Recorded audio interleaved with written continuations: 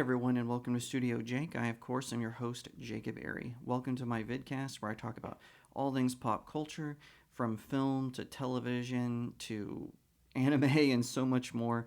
I would really appreciate it if you would like this video, share it out to everyone, leave me a comment on what you think. Also, either gently tap that subscribe button or smash it, whatever you prefer. I'm trying to reach 1,000 subscriptions. I've got over 700 now, so halfway there, more than halfway there, and your subscription definitely helps. So today we got a little bit of entertainment industry news, and that is that Disney's layoffs that happened most recently here in the United States are now starting to affect their international branches. So this is according to Deadline. Disney begins round of layoffs outside the U.S. The layoffs impacting thousands of Disney staff in the U.S. have spread to Europe, the Middle East, and Africa. While the exact number is unknown, Deadline understands that circa 100 staff were informed earlier this week that their jobs are at risk of redundancy and have begun consultations. The staff are based in London and across EMEA region. We understand the figure potentially impacted is proportionate to the staff layoffs in the U.S. Sources indicate those most at risk are mainly in the marketing and press departments, along with back office such as talent acquisition, engineering, and IT. The Disney Plus commission and production team are understood to be safe from the cuts for the time being, and they are seen as an important plank in Disney's future strategy. Wow. So anyway, the Deadline goes on. You can read that article, deadline.com. I just wanted to talk about this a little bit. See, this is what happens when you buy a whole bunch of fan favorite franchises and you ruin them. I think it is interesting that this is sort of happening, and I feel bad for the workers. A lot of them just wanted to work for a corporation that was once iconic in the field of cinema, not just in the United States, but across the world. And now their jobs are at risk. Now, I do think Disney is doing the right thing by taking some pruning to the marketing team. Their PR people have been a disaster. The marketing for these movies, particularly their live action remakes of their animated properties, have been awful. It's been attack the fans, attack the fans, attack the fans, attack the fans. Release a bad song from the score. Attack the fans, attack the fans, attack the fans. That's all it's been. They haven't showed any sort of imagination or creativity behind promoting these films.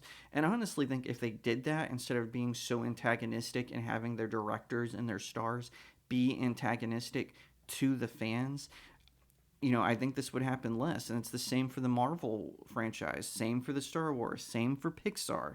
They all want to antagonize their fan base. Well, then the fans won't come.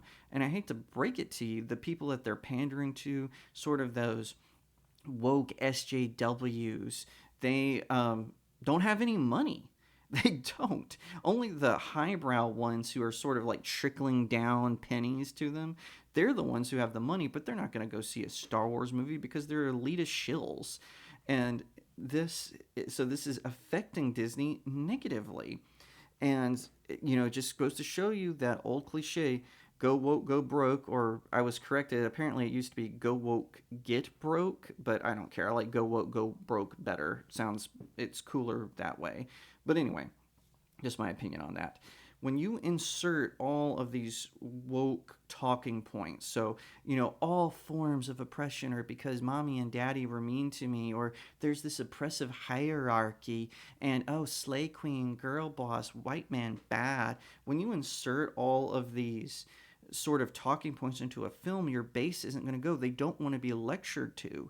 Woke has no imagination. That's why they have to steal properties like Star Wars, like Marvel Comics, like Willow, like Indiana Jones, because they don't have any imagination. So they have to steal from other people and then jam-pack all of their talking points into those stories. And this is now affecting Disney negatively. We're seeing how millions have unsubscribed from Disney Plus.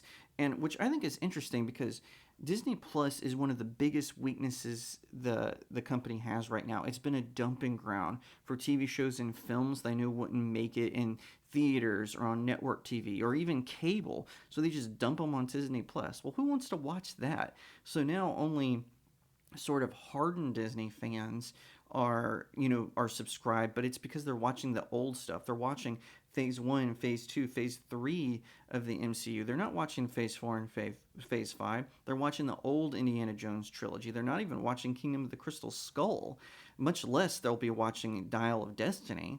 They're watching all of those old shows, those old films, and Disney wants to capitalize on them by making properties, and it's been a fail. No one wants to see Han Solo be a deadbeat dad. No one wants to see Luke Skywalker and Obi-Wan Kenobi be Sally Sad Sacks. No one wants to see Princess Leia, General Leia, become Mary Poppins in space. And no one wants to see Admiral Akbar die a humiliating death. Nobody wants that. If they had just kept the original characters cool, I think fans, particularly Star Wars fans, would have accepted the new characters. And it's the same for the Marvel Universe, too. I recently had the unpleasant experience of watching Ant-Man and the Wasp Quantumania. It wasn't about Ant-Man. It wasn't even really about the Wasp. It was about Janet Van Dyne. We got to hear about all the boring stuff she did while she was in the quantum realm. And there was no mania in it. I in particular was disappointed because King the Conqueror is one of my favorite Avengers villains, but no, can't make him cool. And what they did to MODOK was absolutely lame. I'll have a full review coming out on my website, StudioJakeMedia.com, so you can check that out as well. But anyway, just absolutely awful, terrible, no good, very bad. Their mistakes that they are making is not the within the baseline of their company. It's with the managers. It's the people who are hiring these writers who are now striking, who don't know anything. They're not familiar with the franchises they're writing for. They don't know the fan base. They don't know anything. They've had no real world experience other than, oh, their college professor gave them an F one time. Oh, mommy and daddy wouldn't let me have the credit card one time. Oh, boo hoo, woe is me. Oh, someone was rude to me on the bus one time. Oh, boo hoo, woe is me. And they've got to take all these victimhood narratives and shove them in the movies. Now, I know I've repeated myself several times, but that whole thing is what is destroying Disney. Disney used to be an iconic American company that fought the commies and took names. And now they're surrendering to this sort of made up corporate shill type stuff. And now the investors are starting to fight back. Investors are suing former CEO Bob Chapek and other people involved at the Disney company because they're saying that, hey, we're not getting a return on this investment. You said if we launched Disney Plus, this would happen. You said if we made Luke Skywalker Sally Sad Stack, the fans would enjoy it, and even the ones that didn't, we would attract new fans, and that's not happening. It's just become almost a cliche in the eyes whenever you see a Disney live action remake trailer or a Star Wars trailer or a Marvel trailer. You're just kind of like, Even more so, Pixar. They're saying Elementals is going to fail. And, it just goes to show you when you chase out the real creative teams, the people who maybe they have a certain political leaning, but they care about the story more, those people are going to work. I mean, Guardians of the Galaxy Volume 3, it is the best of Volume 4 and Volume 5, and that's a really low bar. But think about it.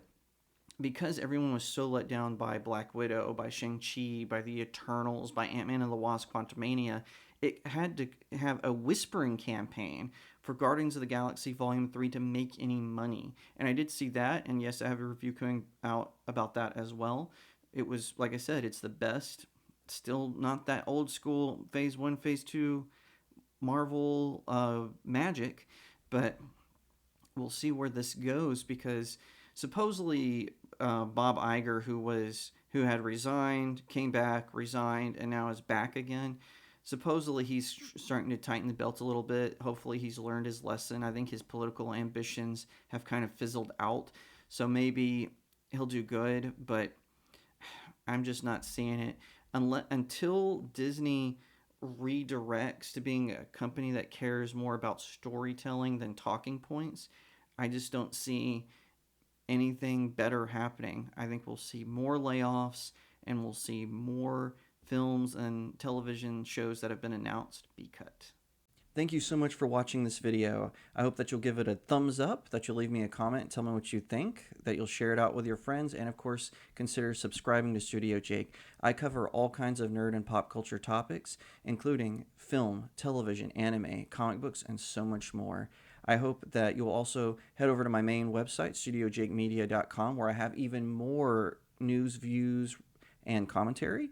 Also, if you'd like to support the channel, head over to my locals page. That's studiojakemedia.locals.com. It's the best way to support me. I'm trying to build a little community there. I have exclusive reviews and articles, so definitely head over there and check it out. And I'll see you next time right here on Studio Jake.